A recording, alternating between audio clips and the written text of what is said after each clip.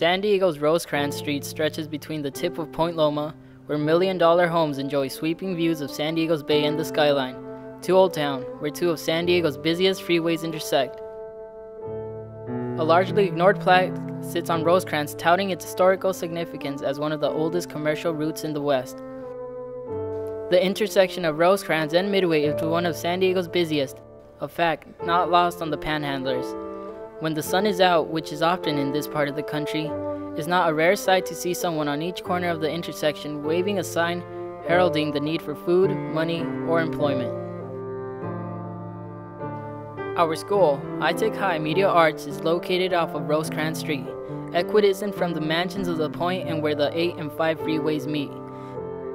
Each weekday, we exit the freeways onto Rosecrans, past the strip joints, fast food establishments, and the homeless people on the corner on our way to school. A group of us were curious about these nameless, faceless figures we pass every day. As a school project, we decided to meet some of these people and learn about how they ended up on Rosecrans. Here are some of their stories in their own words.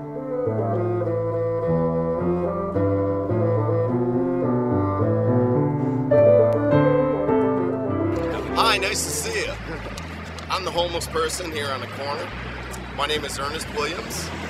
This situation that we're in right now in our economy has really taken a downward turn. You know, usually I'm not doing this because I really hate it.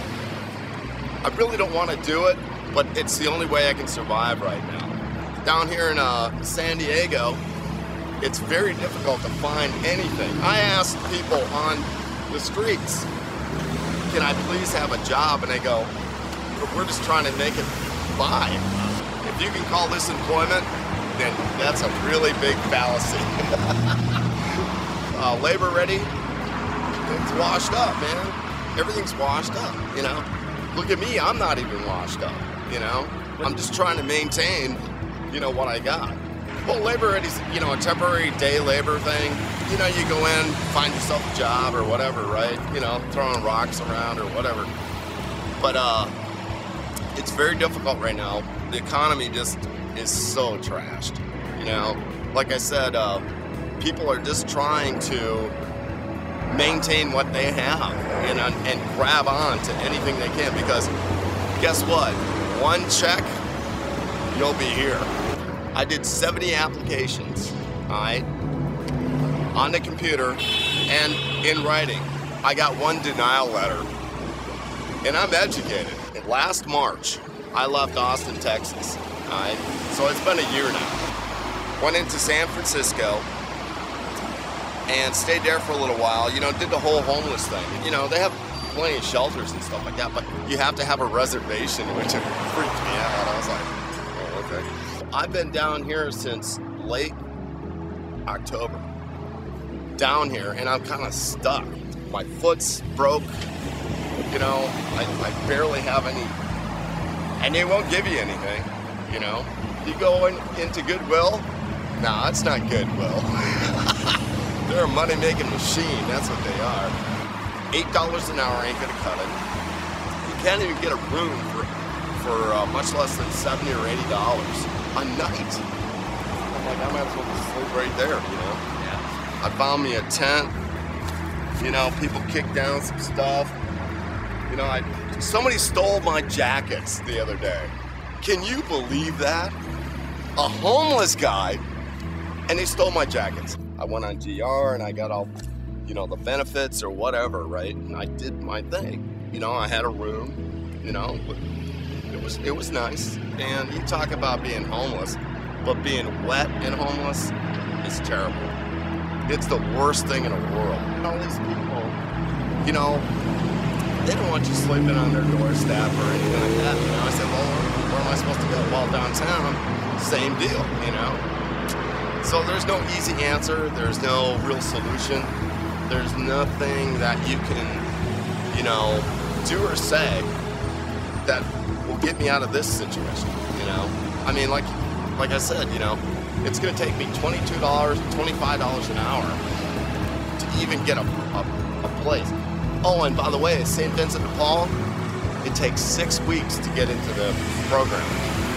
6 weeks. Well, okay. And then when you get there, it's just a revolving door too. So there's no easy solution to anything, you know. So I'm just saying, you know, this is, you know, the best solution that I can find right now. I got to a point where I actually have a cart. I thought I would never come to that, you know, ever. But it did. You know what? I really need a pair of shoes. A pair of shoes? What size you wear? 9.5s. Might have something for you I can bring by during the week. Yeah, if I'm still here. Like I said, man, I'm about out of shoes. I'm about out of everything, man. You know what I'm saying? Alright. I'm homeless and hopeful. And it's very, very difficult out here. I really hate standing on that corner.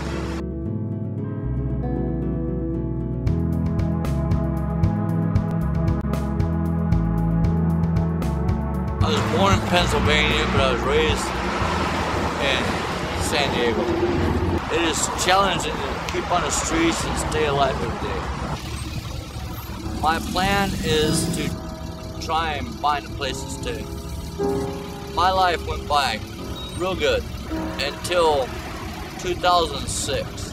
I ended up on the street. I had a house and I was a mobile mechanic. My wife and her new boyfriend took the truck, all my tools, sold my house, and I've been out here ever since. In the Army, I went through Desert Storm, Grenada, Kuwait, Desert Storm. I got PTSD, and I'm on psych drugs. But yeah, I am trashed.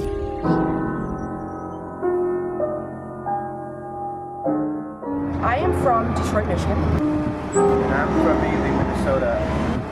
We came at about the same time we met as friends about 6 years ago, about 2004.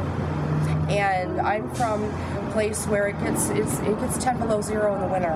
When spring thaw comes, they actually find homeless people that are frozen to death under snowbanks and stuff. And when I came here, I had some legal problems and I was running from them actually, and I came here. The reason that you see so many homeless people in San Diego is because it's not a weather environment where you have to go indoors ever, any time of the year. Yeah. So everyone's outside. There's probably just as many homeless people in other cities, but in certain months you don't see them. So here it's all out in full view, all the time, all year round. But I did, just for the record, I did go home and take care of my legal stuff. And I came back, I actually came back knowing I was going to be on the street. I still had more opportunities here than I ever had at home. Putting out resumes and getting transportation to go places is really difficult when you're homeless, like we are. And I put my applications in at other places, like restaurants, things like that. But I haven't got any calls back yet, so I've got a lot of them out there. Lots of other people choose to be out here, but some of us actually are trying to get on our feet. If we make $10 a day just to feed ourselves, we're actually thanking God and that we're doing well. There's no resources really for a husband and wife to actually be. They don't have any places that keep us together. Any resources that there are out there, it requires separation of us, and we don't want to be separated. You know what? I guess those people just aren't married. They don't understand that it's, for one to be homeless and alone is really, I've done that. We've only been married for a year. And all the rest of the time, we've been friends, but we've been homeless but separate. And I've been a woman homeless alone on the street. And I've done that, and it's terrible. And I want my husband with me. We're a team. Everything we do is a team effort. And shelters don't recognize that. The main shelters are downtown, which would be St. Vincent de Paul, is the major one. And there are little smaller, throughout the community, smaller shelters, but we have yet to find one where, as a married couple, we can be together. The homeless community there's a stereotype. There's a lot of drug and alcohol use, and that's because there is a lot of drug and alcohol use. It's not just a stereotype, it's true. Me and my husband Patrick were once a part of that, and we've now been alcohol and drug free for a year, and it is a totally different life. We see people out here, we know people out here that are just so far down, and it's so sad, and they just have lost the will to even try to pick themselves back up. And the streets do that to you, and a lot of those people end up in the shelters. So to try to have a sober lifestyle and stay away from the violence, shelter isn't always the best place to be, because that's where it stems from, that's where it all is.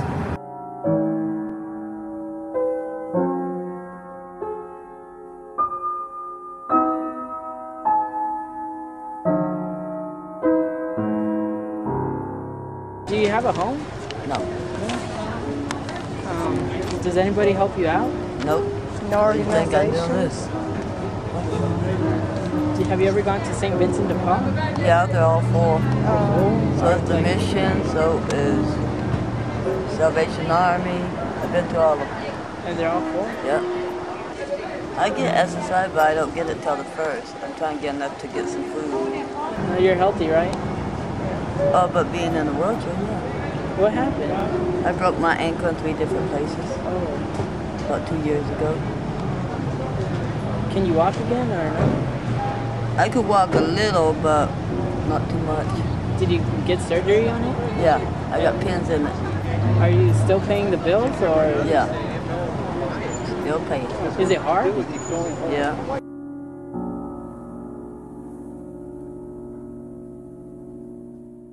Well, the way I ended up out here is I'm from Georgia. My mother was killed by a drunk driver heading at least 100 miles an hour when I was 16. And me and my brother ended up with a home. And he goes to prison for armed robbery 6 months after he rolls over on his baby at 18 months old. And all I could do was throw a dart at the map and end up out here when he gave the house to the lawyer for the lawyer's fee. And this is where the dart ended up. Took a Greyhound, and here I am. I have no use in going back to Georgia until he gets out of prison. Could be 5 to 10 years. There's already 5 of them been gone by. Well, I have seizures, and I got double hernia in the groin, so ain't nobody wanting to hire me. I'm out here recycling. Some folks are helping me eat along the way, you know, but it's kind of hard to go like to St. Vinny's with all my stuff. You know, I had to leave it somewhere else, and if I leave it somewhere else, somebody's going to take it. All I can do is live one day at a time. Thank the good Lord every morning he wakes me up.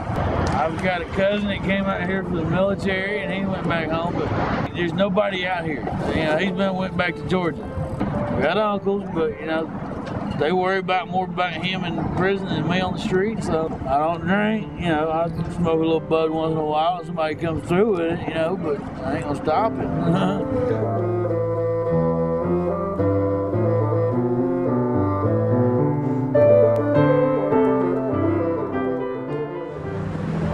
I wish I wasn't like this. I didn't wake up one morning and say, well, I'm going to be homeless today. No. I'm a real bad alcoholic. And I wish I could quit. But places around here, they don't want to help you, seem like. You know, you get you in some kind of rehab. Then they want you to go uptown at 6 o'clock in the morning. You might get it once you get lucky. On the war for 6 years.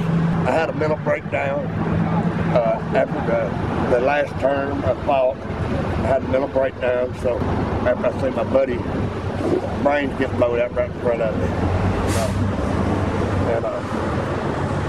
And I shouldn't be homeless because I got people back home that love me. Really, I do. But my pride and you know, I don't know if y'all read the Bible, but you know, pride is one of the deadliest sins in the world. You know, because you don't know how to open your heart up. I call my sister right now, she'll send me money to go home. See, now that's crazy on my behalf, even being out here. But I just, you know, I don't want to ask her for nothing. It's hard out here. It is rough out here. It is rough.